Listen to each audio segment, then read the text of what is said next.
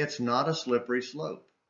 Whenever someone defending a questionable action is reduced to saying that, you can almost guarantee it is a slippery slope.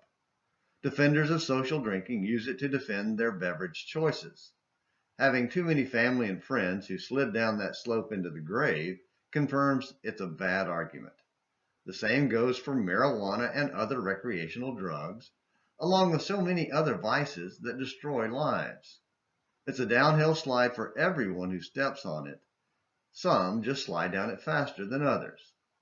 Even if I could hang out at the top, why would I want to invite others who might not stop there? Another slippery slope denied by many is the alteration of church organization, work, and worship. Churches of all types and names have built whole organizations and ministries out of arguments like, well, the Bible doesn't say we can't.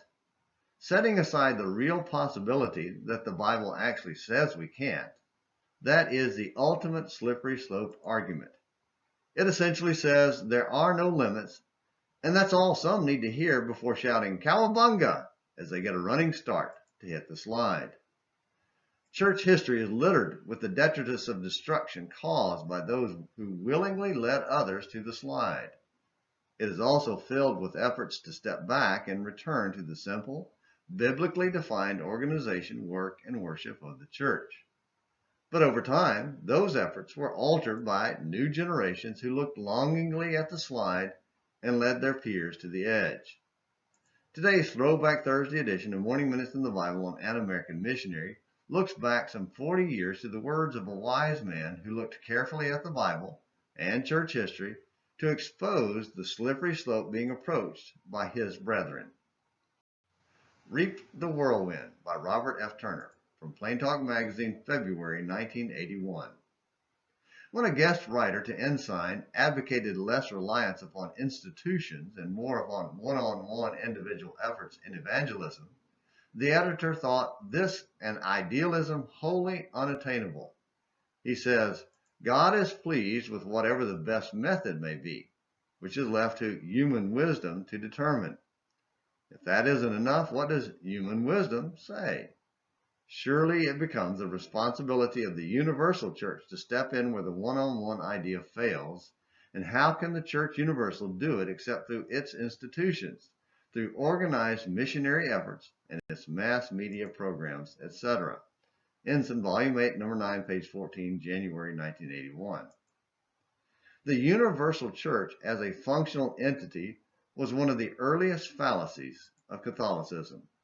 The concept necessitates oversight and treasury on a universal scale, restructuring the congregational independence seen in the inspired word. Many reformers saw only the abuse of Catholicism and substituted councils, conferences, etc. to correct abuses, leaving the basic fallacy intact. Alexander Campbell thought congregations were units of the universal church, and that the church, universal, had certain obligations as a functional entity, hence devised ways and means for it to carry out its functions. Millennial Harbinger, Volume 6, page 167 and following. Units of the universal church are individual saints, members of the one body, runners in the race, soldiers in the army, citizens of the kingdom, etc. These saints have an assigned function, to be sure, some done distributively and some collectively. But nowhere in Scripture is any of this work assigned to the universal church as a single organized entity. The absence of instructions for such a functional institution further emphasizes that such is not in God's divine plan for us. But men assume a work for the organized universal body, and then assume we must devise some expedient means of doing that work. Some have even decided that the plan God did give for the local congregation was the divine plan for organizing the universal church work they assumed in the first place. And now, God is pleased with whatever we work out. Dear God, have mercy. Churchhood projects open the door for this revival of restructuring, and now good men who see the trend can't check it, for they will not swallow their pride and abandon their pet projects. When we sow to the wind, we reap the whirlwind.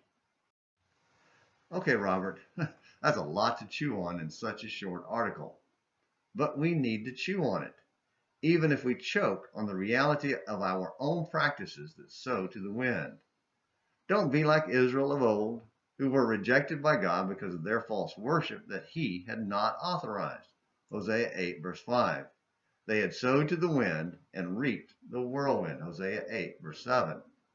Instead, let's reject everything God has not authorized and then stay off the slippery slope. Thank you for watching this Throwback Thursday edition of Morning Minutes in the Bible of An American Missionary. Until next time, this is James McClenny hoping you have a great day.